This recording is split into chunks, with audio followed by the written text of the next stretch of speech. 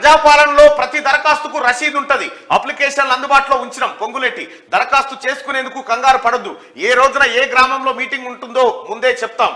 మారుమూల గ్రామాలు చెంచుల వద్దకు అధికారులు వెళ్ళాలి. 6 గ్యారంటీలకు సంబంధించిన ఫారాలు వారితో పూర్తి చేయించాలి.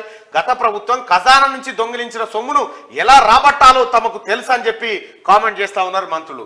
రాష్ట్రంలో ఈ నెల 28 నుంచి జరగనున్న ప్రజాపాలన గ్రామ సభల్లో అన్ని స్కీమ్లకు సంబంధించిన అప్లికేషన్లు అందుబాటులో ఉంచామని మంత్రి పొంగులేటి శ్రీనివాసరెడ్డి చెప్పారు. అర్హత ఉన్న వాళ్ళంతా అప్లికేషన్ నింపి అందజేస్తే అక్కడే రసీదు కూడా ఇస్తామని తెలిపారు. మంత్రులు కోమటిరెడ్డి వెంకటరెడ్డి, తుమ్మల నాగేశ్వరరావుతో కలిసి మంగళవారం ఖమ్మంలో మీడియాతో పొంగులేటి మాట్లాడారు.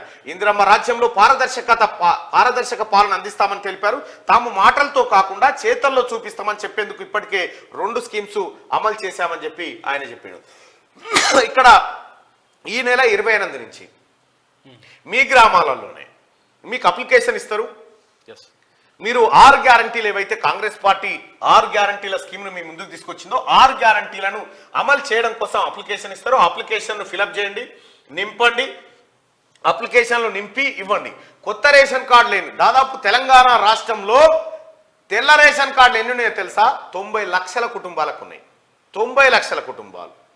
కాబట్టి మ్యాక్సిమం ఉన్నాయి. లేని వారు కొత్త రేషన్ కార్డులు కూడా అప్లై చేసుకోవచ్చు. ఇది దరఖాస్తు ఫారం అని చెప్పి చక్కర్లు కొడతా ఉంది. ఇక తెలంగాణ రాష్ట్ర ప్రభుత్వం అభయహస్తం ప్రజాపాలన సదస్సు ప్రజాపాలన గ్యారంటీ దరఖాస్తు. ఇది దరఖాస్తుదారుని పేరు ఆధార్లో ఎట్లా, తర్వాత దరఖాస్తుదారుని సంఖ్య వేస్తారు. దరఖాస్తుదారుని ఫోటో పెట్టాలి. దరఖాస్తుదారుని పేరు భర్త పేరు లేదా తండ్రి పేరు, అతను పురుషుడా స్త్రీలా, ఆ తర్వాత కులం, ఆ తర్వాత పుట్టిన తేదీ, Aadhaar number, mobile number, ration card number, చిరునామా, ఇంటి నెంబరు, వీధి నెంబరు, గ్రామ పంచాయతీ వార్డు నెంబర్ ఇట్లా పెట్టి దరఖాస్తుదారుని కుటుంబం వివరాలు కూడా ఇక్కడ ఇవ్వాల్సి ఉంటుంది. అలాగే జతపరచవలసిన పత్రులు ఆధార్ కార్డు జిరాక్స్ కాపీ పెట్టాలి, రేషన్ కార్డు జిరాక్స్ కాపీ పెట్టాలి. సో ఇక ఇట్లా రసీదు జింపి మీకు ఇచ్చేస్తారు. ఏమని ఇస్తారంటే శ్రీమతి శ్రీ తండ్రి భర్త పేరు గారి నుండి మహాలక్ష్మి పథకం 2500 రూపాయల ఆర్థిక సహాయం, 500 రూపాయల గ్యాస్ సిలిండరు, ఇందిరమ్మ ఇండ్ల పథకం కింద ఉద్యమకారులకు 250 గజాల చదరపు గజాల ఇంటి స్థలము, గృహజ్యోతి పథకము, చేయుత పథకము కొరకు సమర్పించిన దరఖాస్తు స్వీకరించనైనది అని చెప్పి ఇందులో టిక్ కొడతారు. దీనికోసం పెట్టుకున్నాం అనేది.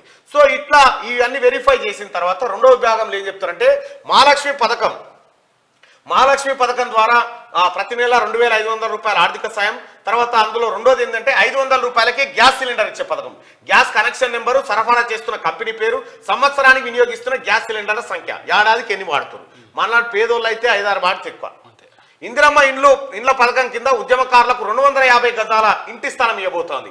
తెలంగాణ ఉద్యమంలో పాల్గొంటే అవును అని అయినచో సంబంధిత కేసు సంఖ్య మరియు తేదీని, ఒకవేళ జైలుకు వెళ్ళించో వాటి వివరాలు, జైలు పేరు, స్థలము, శిక్ష సంబంధిత వివరాలు, శిక్షా కాలం అని చెప్పి ఈ ఇందిరమ్మ ఇల్లు. ఆ తర్వాత ఉద్యమకారులకు, తెలంగాణ ఉద్యమం చేసినటువంటి ఉద్యమకారులకు 250 గజాల స్థలాన్ని కాంగ్రెస్ పార్టీ ఇస్తామని అనౌన్స్ చేసింది. ఆ ప్రకారంగా దరఖాస్తులు తీసుకుంటా ఉంది. ఇక గృహజ్యోతి పథకం, గృహ వినియోగ విద్యుత్ మీటర్ కనెక్షన్ సంఖ్య, మీకు మీ కరెంటు కరెంటు మీటర్ నెంబర్ ఉంటుందిగా, ఆ నెంబర్ ఇస్తే ప్రతి నెల 200 యూనిట్ల కరెంటును ఉచితంగా మీకు ఇవ్వబోతా ఉంది. ఇంకా చేయూత పథకం కింద నెలకు 4000 మరియు దివ్యాంగుల పెన్షన్ 6000 పొందేందుకు ఈ కింది వివరాలు తెలియజేయండి. వికలాంగులు అయితే ఇక్కడ టిక్ చేయండి. సదరం సర్టిఫికేట్ నంబర్ ఉంటే ఇక్కడ పెట్టండి. ఇతరులు వృద్ధాప్య పెన్షన్ కావాలంటే ఇక్కడ టిక్ చేయండి. గీత కార్మికులు అయితే ఇక్కడ, డయాలసిస్ బాధితులు అయితే ఇక్కడ, బీడీ కార్మికుల జీవన భృతి అయితే ఇక్కడ, ఒంటరి మహిళల జీవన భృతి అయితే ఇక్కడ, వితంతు పెన్షన్ అయితే ఇక్కడ, చేనేత కార్మికులకు ఇక్కడ, ఎయిడ్స్ వ్యాధిగ్రస్తులకు ఇక్కడ, ఫైలేరియా బాధితులకు ఇక్కడ, బీడీ టేకేదార్ జీవన భృతి అంటూ చూసిరా ఎన్ని రకాల పెన్షన్లు ఇవ్వడానికి కాంగ్రెస్ పార్టీ సిద్ధమైందో, కాంగ్రెస్ ప్రభుత్వం సిద్ధమైందో చూడండి. 1 2 3 4 5 6 7 8 9 10 10 రకాల పెన్షన్స్ పేద ప్రజలకు ఇచ్చేందుకు సిద్ధమైంది. వికలాంగులకైతే 6000 రూపాయల పెన్షన్, వృద్ధులకు, మహిళలకు, చేనేత కార్మికులకు, డయాలసిస్ బాధితులకు, బీడీ కార్మికులకు, ఒంటరి మహిళలకు, ఆ తర్వాత గీత కార్మికులకు, ఫైలేరియా వీళ్ళందరికీ 4,000 రూపాయల పెన్షన్ ఇవ్వబోతా ఉంది. ఏమో అయిపోయింది, ఏమో ఆగమైందంటే గారు మరి పని ప్రారంభించింది కదా. తర్వాత ఇక్కడ కొత్త రేషన్ కార్డు గురించి కొంతమందికి డౌట్ ఉన్నది. నిన్న మంత్రి శ్రీధర్ బాబు చెప్పిండు. ఆయన ఏమన్నా అంటే ఫస్ట్ రేషన్ కార్డు గురించి అప్లై చేసుకోండి.